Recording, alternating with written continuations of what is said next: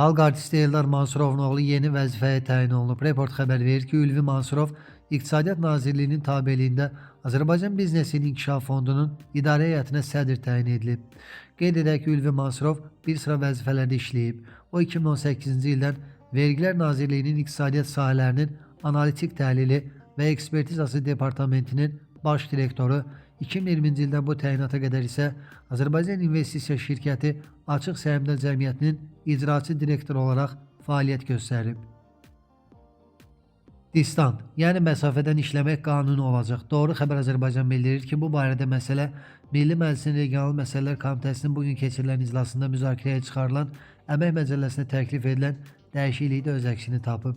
Layihəyə görə Əmək Məcəlləsinin vəzifələri və prinsiplərinə əlavə olunan yeni məsafədən iş anlayışı əmək funksiyasının məsafədən icrasına imkan verən vasitələrlə elektron, proqram texniki, telekommunikasiya vasitələr və s. müəssisədən və ya fiziki şəxs olan işə götürənin yaratdığı iş yerlərindən kənarda işlərin görülməsi, xidmətlərin göstərilməsi üçün münasib olan digər yerdə yerinə yetirilməsi deməkdir.